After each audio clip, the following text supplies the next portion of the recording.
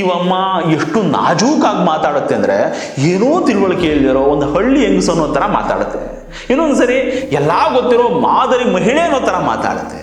Dialogue practice ಚೆನ್ನಾಗಿ ಮಾಡಿಸೋರೆ, ಆದರೆ ಒಂದಷ್ಟು ಕಾಮನ್ ಸೆನ್ಸ್ ವರ್ಕೌಟ್ ಮಾಡೋದನ್ನ ಹೇಳ್ಕೊಡೋದು ಮರ್ತ್ಬಿಟ್ಟಿದ್ದಾರೆ. ಈ ಅಮ್ಮನಿಗೆ ಬ್ರೈನ್ ಮ್ಯಾಪಿಂಗ್ ಮಾಡಿಸ್ಕೋತೀಯನಮ್ಮ ನೀನು ಅಂದರೆ ಮೊದಲು ಆ ತೊದಲಿಂಗ್ ಮಾಡಿಸಿ ಅಂತ ಹೇಳುತ್ತೆ. ಬ್ರೈನ್ ಮ್ಯಾಪಿಂಗ್ ಮಾಡೋದಿದ್ರೆ ಅದಕ್ಕೆ ರೆಡಿ ಇದ್ದೀರಿ ತಾವು? ಓಕೆ, ನನಗಿಂತ ಫಸ್ಟು ಆ ತೊದಲನ್ನ ಬ್ರೈನ್ ಮ್ಯಾಪಿಂಗ್ ಮಾಡಿ. ಅಲ್ಲ, ಯಾಕಿಂದ ಬಂಡಾಟ ಅಂತ. ಆ ಸುಜಾತ ಆಂಟಿ ಸಿನಿಮಾನು ಫ್ಲಾಪ್ ಆಯಿತು, ಈ ಕಡೆ ಚಿನ್ನಯ್ಯನ ಸಿನಿಮಾ ರಿವರ್ಸ್ ಆಗ್ಬಿಟ್ಟಿದೆ. ಇವಾಗ ಇಬ್ಬರೂ ಮಿಕ್ಸ್ ಮಾಡಿ ಈ ಒಂದು ಕ್ಯಾರೆಕ್ಟರ್ನ ಕ್ರಿಯೇಟ್ ಮಾಡಿಬಿಟ್ಟಿದ್ದಾರೆ. ಎಷ್ಟು ಗುದ್ರು ಬುದ್ಧಿ ಬರಲ್ಲ. ಈ ಲೇಡಿ ಕೊಟ್ಟಿರೋ 3 ಸ್ಟೇಟ್ಮೆಂಟನ್ನು ಸುಮ್ಮನೆ ಕೇಳಿಸ್ಕೊಂಡ್ರು ಗೊತ್ತಾಗುತ್ತೆ ಇದು ಫೇಕು ಅಂತ.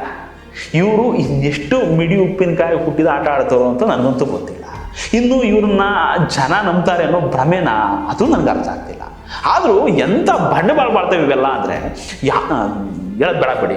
ಯಾವುದಾದ್ರು ಹೊಡಿದ್ರು ಅದು ನಿಮಗೆ ಬಿಟ್ಟಿದ್ದು, ನಾನೇನು ಹೇಳೋಕೆ ಹೋಗಲ್ಲ ಈ ವಿಚಾರದಲ್ಲಿ.